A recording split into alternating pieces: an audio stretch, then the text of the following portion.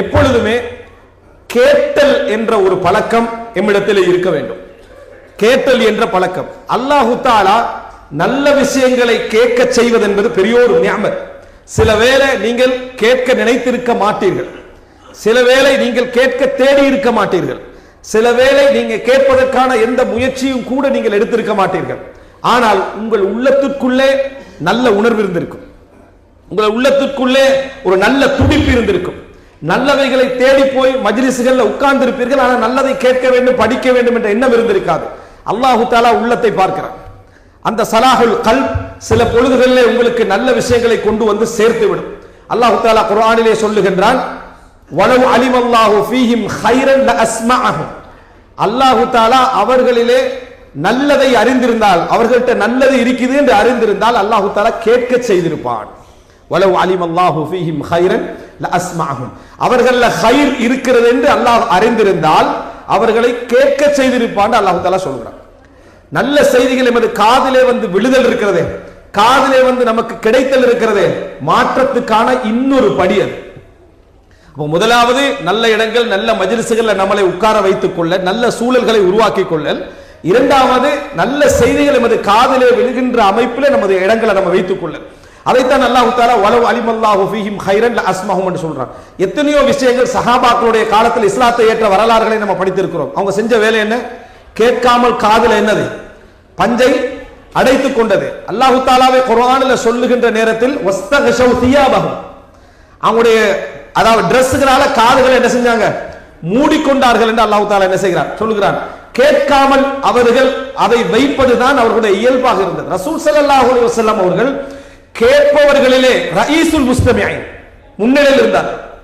மற்றவங்களுக்கு காது கொடுக்கிறதுல ரசூலுல்லாஹி ஸல்லல்லாஹு அலைஹி வஸல்லம் அவர்களை போன்று முன்னிலையில் நின்றவர்கள் இல்லை. அதை முனாஃபிக்குகள் எப்படி விமர்சித்தார்கள் என்று சொன்னால், ஹுவ உதுனுன், எல்லாவற்றுக்கும் காது கொடுக்கக்கூடியவர் என்று சொன்னார்கள். யாருக்கு? ரசூலுல்லாஹ்களுக்கு. சூரா நூர்ல வரக்கூடிய அந்த வசனத்துல ரசூலுல்லாஹி ஸல்லல்லாஹு அலைஹி வஸல்லம் அவர்களுக்கு சொல்லப்பட்ட விமர்சனம் என்ன தெரியுமா? ஹுவ உதுனுன்.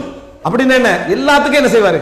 காது கொடுப்பார். அல்லாஹு தஆலா பதில் சொன்னா எப்படி பதில் சொல்கிறான்? ஹுவ உதுனு கைரின் லக்கும், உங்களுக்கு நல்லதாக வந்து முடியக்கூடியவைகளை கேட்கக்கூடியவர். அவர் கேட்பதெல்லாம் உங்களுக்கு நலவாகத்தான் வந்து என்ன செய்யும்? அமையும் அப்படின்னு அல்லாஹு தஆலாவே சில பொழுதுகளில் நபி அவர்களுடைய அந்த சமா கேட்டலை வந்து அல்லாஹ் கண்டிக்கிறான். அஃபல்லாஹு அன்க், நபியே அல்லாஹு தஆலா உங்களை மன்னிப்பானாக. லிமா அதின்த லஹும், நீங்கள் ஏன் அவர்களுக்கு அனுமதி கொடுத்தீர்கள் என்ற ரசூலுல்லாஹி ஸல்லல்லாஹு அலைஹி வஸல்லம் உடைய பழக்கம் என்னன்னா, யாராவது வந்து ஒன்றை சொன்னால் அதை நம்புவார்கள், அவருடைய நம்பிக்கைக்கேற்ப உண்மைப்படுத்தி விடுவார்கள். ஏதாவது முடிவெடுக்கிற விஷயமாக இருந்தாலே தவிர, மற்றவர்களுக்கு பாதிப்பாக முடிகிற விஷயமாக இருந்தாலே தவிர, அவர் சார்ந்ததாக இருந்தால் ரசூலுல்லாஹ் உண்மைப்படுத்துவாங்க. அது ரயீசுல் முனாஃபிகீன், முனாஃபிக்கின் தலைவர்கள் வந்து சொன்னாலும் ரசூலுல்லாஹ் என்ன செய்வாங்க? அவருக்கு அதேண்டா அதை உண்மைப்படுத்தி அனுப்பி விடுவார்கள். அல்லாஹ் சொல்கிறான், அஃபல்லாஹு அன்க், அல்லாஹ் உங்களை மன்னிப்பானாக. லிமா அதின்த லஹும், நீங்கள் ஏன் அனுமதி கொடுத்தீர்கள் என்று சொல்லுகின்ற அளவில் ரசூலுல்லாஹி ஸல்லல்லாஹு அலைஹி வஸல்லம் அவர்கள் காது கொடுத்து கேட்கக்கூடியவர்களாக இருந்தார்கள். ஆயிஷா ரலியல்லாஹு அன்ஹா அவர்கள் சொல்லுகிறார்கள், ரசூலுல்லாஹி ஸல்லல்லாஹு அலைஹி வஸல்லம் கான ரஜுலன் சஹ்லன், அதாவது மிகவும் இலகுவான ஒரு மனிதராக ரசூலுல்லாஹி ஸல்லல்லாஹு அலைஹி வஸல்லம் அவர்கள் இருந்தார்கள். நாங்கள் ஒன்றை விரும்பிவிட்டால் தாபஅஹு, அதை அப்படியே ரசூல் ஸல்லல்லாஹு அலைஹி வஸல்லம் ஃபாலோ பண்ணி விடுவார்கள். அந்த அளவுக்கு நபி அவர்கள் மென்மையான மனிதராக இருந்தார்கள். எனவே அன்புள்ள சகோதரர்களே, இந்த கேட்கக்கூடிய பழக்கம் இருக்கிறதே, அது அல்லாஹு தஆலா அது இல்லாதவர்களை பற்றி சொல்லுகிற நேரத்தில் என்ன சொல்றான்? ஹதமல்லாஹு அலா குலூபிஹிம் வ அலா சம்இஹிம் வ அலா அப்சாரிஹிம் கிஷாவா, அல்லாஹு தஆலா அவர்களுடைய செவிப்புலன்களிலே முத்திரை குத்தி விட்டான் என்று சொல்கிறான். யாரெல்லாம் ஹுத்துபாவுக்கு அதாவது தொடர்ந்து 3 ஹுத்துபாக்களை விட்டு விடுகிறார்களோ அவர்களுடைய உள்ளத்திலே முத்திரை குத்தப்பட்டு விடும். அர்த்தம் என்ன? கேட்டல். அதனாலதான் ஒரு ஹத்தீப் இருக்கிற நேரத்தில் இங்க கேட்கிற பழக்கத்தை ரசூல் ஸல்லல்லாஹு அலைஹி வஸல்லம் சொல்லுகிறார்கள்.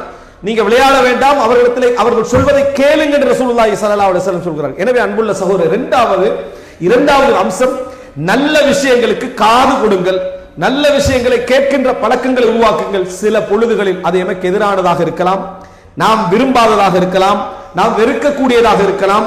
கேட்டு பழகுங்கள். நமக்கு எதிரான விஷயங்களை சொன்னாலும் கூட அமைதியை உருவாக்குங்கள். காரணம், அவர் சொல்லுவது பொய்யாக இருக்கலாம், அவர் சொல்லுவது பிழையாக இருக்கலாம், ஆனா அதைவிட பெரிய பாவம் அவர் அறியாத ஒன்று எமக்கு இருக்கலாம்.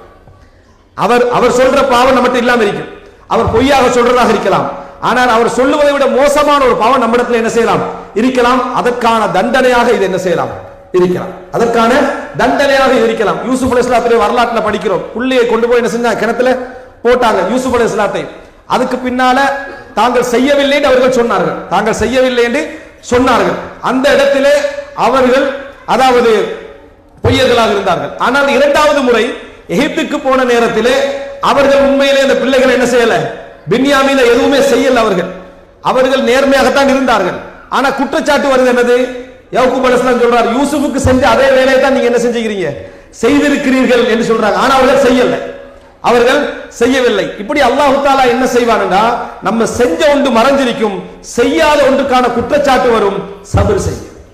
எனவே அல்லாஹ் தஆலா நம்மளை என்ன செய்கிறான், சோதிக்கிறான் என்பது அர்த்தம் என்பதை புரிந்து கொள்ளுங்கள். எனவே இரண்டாவது அன்புள்ள சகோதரர்களே, நல்ல செவியேற்பவர்களாக, நல்ல செய்திகள் காதுக்கு வந்தா பொறுமைசாலிகளாக நம்ம இருக்க வேண்டும். ஆனா இந்த ஒரு விஷயத்தை சொல்லிடுறேன், இந்த கேட்கிறது நான் சொல்றேனே, செவிமடுத்தல் என்ற பழக்கம் நம்ம இந்த நேரத்தில் நீங்க செவிமடுக்கணும்னு நினைப்பீங்களாய்க்கும். இந்த கொஞ்சம் இந்த பயானம் முடிச்சுட்டு போய் யாராவது பக்கத்துல அவருடைய ஏதாவது ஒரு விஷயத்தை சொன்னா கூட நம்மளால ஒரு நிமிஷம் கேட்க இயலாது. அதுக்கு நான் பல தடவை சொன்ன உதாரணம் இந்த சோகங்களை ஒருத்தருக்கு ஒருத்தர் சொல்லிக்கிறது. யாராவது ஒருத்தர் உங்கள்கிட்ட ஒரு சோகத்தை சொன்னா உங்களால பொறுமையா கேட்கலாமா? கேட்கவே முடியாது. அது வைஃப் சொன்னாலும் சரி, பிள்ளைகள் சொன்னாலும் சரி, யார் சொன்னாலும் விஷயத்தை சொல்லு அப்படி நான் விஷயத்தை சொல்லிப்பான், விஷயத்தை சொல்லணும். ஏன்னா நம்மளால கேட்க இயலாது. அது ஒரு சுருக்கமா சொன்னாலும் சுருக்கமா சொல்லணும், சுருக்கமா தான் சொல்றான், சுருக்கமா சொல்லணும். ஏன்னா எங்களால் அதுக்கு பொறுமையாக இருக்கலாம். ஆனா நம்மட கதையை சொல்ற டைம்ல 1980 அல்லது 79 இருக்கும்னு ஆரம்பிப்போம். அவனுக்கு ஆண்டு முக்கியமும் இல்லை, நீ சஹாபியும் இல்லை, வரலாறு சொல்றதுக்கு நீ பிறந்த டேட் அவனுக்கு தேவையும் இல்லை. ஆனா மாதம், ரோடு, நபர், எவரு இதெல்லாம் சொல்லுவோம். சாதாரண ஒரு நபர்கிட்ட விசாரிப்போம் பாருங்க, உங்களுக்கு அவரை தெரியுமா? இப்ராஹிம் தெரியாது, அவருடைய தம்பி அவரை தெரியாது, அவரையும் தெரியாது, இந்த ரோட்ல இருந்து தெரியாது, மூணும் தெரியாத விடமாட்டோம். ஆனா அடுத்தவன் சொல்ற சந்தர்ப்பத்தில் எப்படி நடந்து கொள்வோம்டா, சுருக்கமா சொல் விஷயத்தை, இது எல்லாருக்கும் நடக்கிறது அப்படின்ற இல்ல, கேட்டே நிர்பந்தமான ஒரு சோகத்தை சொல்லிக்கின்றிருப்பான். நீங்க இந்த பலகீனத்தை உணரணும். இந்த பலகீனத்தை நீங்க உணர்வீங்க என்று சொன்னா அந்த நேரத்தில் என்ன செஞ்சிருக்கீங்க, மாற்றிக்கொள்வீர்கள். கேட்டலை நிறைய உருவாக்குவீங்க. நீங்க நினைக்க கூடாது இந்த இடத்துல பேசுவதால் மட்டும்தான் எங்களுக்கு பலன் கிடைக்கும் என்று நினைக்க கூடாது. வீதியில யாரோ போகின்ற ஒரு இடத்துல ஒரு வார்த்தை என காதை திருத்திடும். பிஷ்ர் அல் ஹாஃபி ரஹிமஹுல்லாவுடைய வரலாறு அப்படித்தான், ஃபுதைல் இப்னு அய்யாத் ரஹிமஹுல்லாவுடைய வரலாறு அப்படித்தான், அப்துல்லா இப்னு மஸ்லமா அல் கஅனபியுடைய வரலாறு அப்படித்தான், நிறைய அறிஞர்களுடைய வரலாறுகள், இமாம் இப்னு ஹஸம் ரஹிமஹுல்லாவுடைய வரலாறு அப்படித்தான். எல்லாமே சின்ன சின்ன செய்திகளால வாழ்க்கையை தலைகீழாக பிறந்தது. மாற்றங்கள் நம்ம யாரோ சொல்லக்கூடிய ஒரு வார்த்தையா நமக்கு உணர்வு வரும்.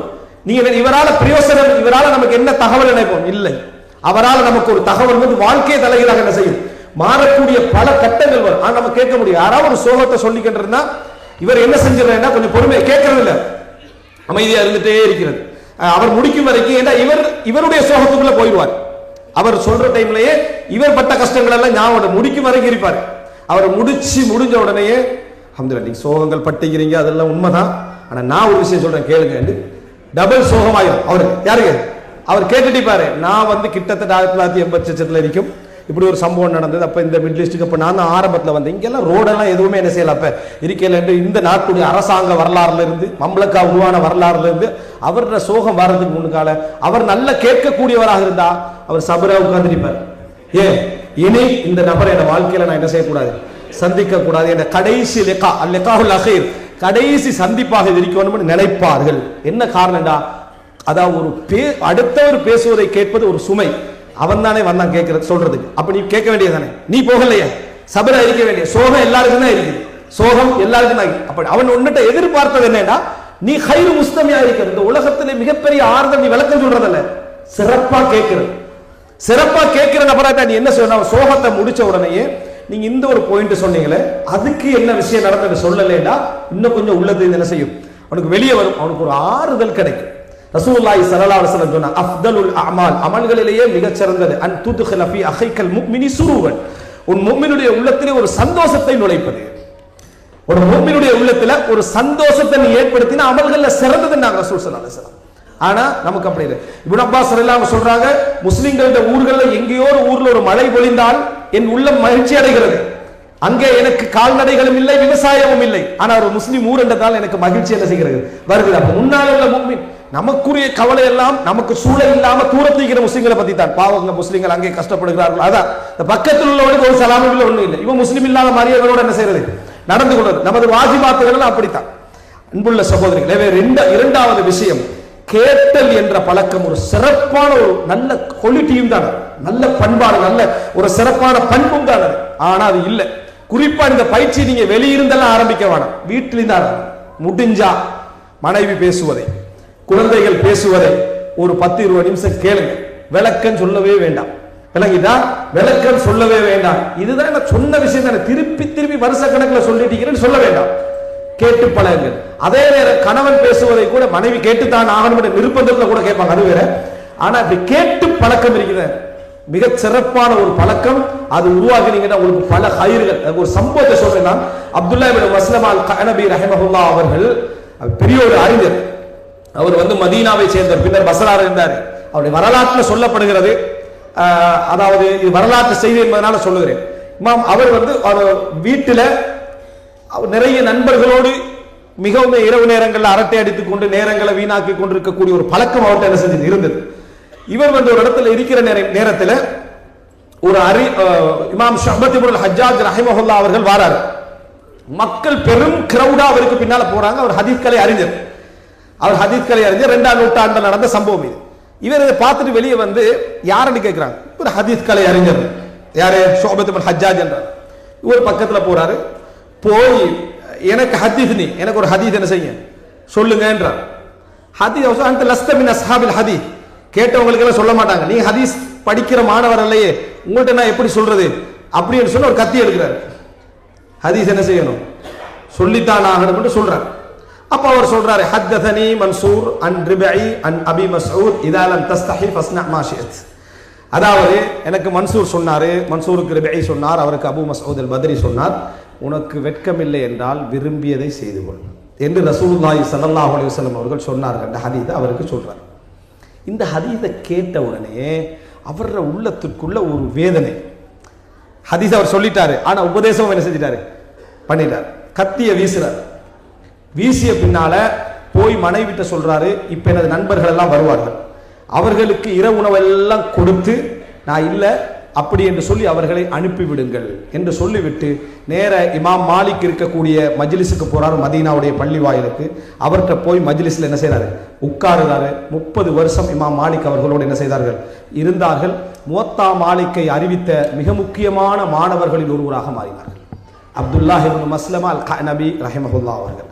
எந்த அளவுக்கு என்று சொன்னால், இமாம் மாலிக் இடத்திலே கேட்கப்படுகிறது, இஸ்மாயில் இப்னு அபி உவைஸ், அப்துல்லா இப்னு மஸ்லமா அல் கஅனபி, இந்த 2 பேரிலும் உங்களுக்கு மிகவும் விருப்பமானவர் யார் என்று சொன்ன நேரத்தில் அப்துல்லா இப்னு மஸ்லமா அல் கஅனபி எனக்கு மிகவும் விருப்பமானவர் என்று சொன்னார். வகான அஹ்ஷா, மிகவும் இறையச்சம் உள்ளவராக அவர் இருந்தார் என்று சொல்றாங்க. அப்ப அவர்கிட்ட கேட்டாங்க, நீங்க ஷுபாட்டிலிருந்து இந்த ஒரு ஹதீஸை மட்டும் தானே அறிவிக்கிறீங்க. காரணம், அவர் மதீனாக்கு வந்த நேரத்தில் தான் இந்த ஹதீஸை கேட்டாரு. பின்னர் இந்த ஹதீஸ்கள் எல்லாம் படிக்க ஆரம்பிக்கிற நேரத்தில் பஸ்ராவுக்கு போறாரு. இமாம் ஷுபா மரணித்திருந்தார்கள். அன்புள்ள சகோதரர்களே, ஒரே ஒரு வார் வீதியில போற இடத்துல அவருக்கு சம்பந்தமே இல்லாத நேரத்தில் அவர் எதையோ கேட்க போனது அவரோட வாழ்க்கையில மிக பெரும் மாற்றங்களை என்ன செய்தது, கொண்டு வந்து சேர்த்ததை நாம் என்ன செய்கிறோம், பார்க்கிறோம். இந்த மாதிரி நீங்க நினைத்து பார்த்தீங்கன்னு சொன்னா, பல முஹம்மது இப்னு முன்கதிர் ரஹிமஹுல்லாஹ்வுடைய வரலாறு, பல அறிஞர்களுடைய வரலாறுகள் சமா ஒரு வார்த்தை. இஸ்லாத்தை ஏற்றவர்களுடைய வரலாறு நம்ம என்ன செய்யறோம், மத்திய கிழக்குல பலது படிக்கிறோம். எல்லாம் என்ன, ஒரே ஒரு வார்த்தை மூலம் இஸ்லாத்தை ஏற்றவர்கள் என்ன செய்கிறார்கள், இருக்கிறார்கள் என்ற செய்தியை நம்ம பார்க்கிறோம். எனவே இது மிக முக்கியமானது. இந்த 2வது செய்தி மிக பிரதானமானது. 3வது, அன்புள்ள சகோதரர்கள், இந்த விஷயங்களை அடுத்தடுத்தது போகல, அடுத்தது மறந்துட வேண்டாம். நல்ல மஜ்லிஸ்களிலே உட்காருதல், நல்லவர்களோடு உட்காருதல். அங்க நீங்க சில வேளைகளில் கொஞ்சம் நகைச்சுவையாக வேறு கருத்துக்கள் எல்லாம் பேசி இருக்கலாம். ஆனா நல்ல செய்திகளை விட்டு நீங்க என்ன செய்ய மாட்டீங்க. ரசூலுல்லாஹ் அத்தர் வியாபாரியோடு உட்கார்ந்த அந்த வாசம் உங்களுக்கு கிடைக்காமல் இருக்காது. நல்ல மஜ்லிஸ்கள் அது உங்களுக்கு கிடைக்காமல் இருக்காது. கேட்பதிலே நீங்க 10ல் 1 விளங்கி இருக்கலாம். முழுசா விளங்கல்ல என்றதெல்லாம் ஒரு குறையே கிடையாது. முழுசா விளங்கவில்லை என்பதெல்லாம் ஒரு குறையே கிடையாது. நாங்களும் அந்த இடத்துல இருந்து அதே தான். இப்ப இங்க போன உரைகளிலும் நமக்கு அரவாசி தான், நம்மளாக இருந்தாலும் சரி. ஆனால் நல்ல இடத்துல உட்காருங்க, நல்ல மஜ்லிஸ்கள் உட்காருங்க. 2வது, நல்ல செய்திகளை நீங்கள் இந்த உலகத்திலே மிகவும் சம்பந்தமே இல்லாதவர் நினைக்கக்கூடியவராக இருந்தாலும் காது கொடுங்கள். அவர்கள் உங்களுக்கு ஒரு உபதேசம் என்ன செய்யலாம், இருக்கலாம் என்பதை மறந்துவிடக்கூடாது.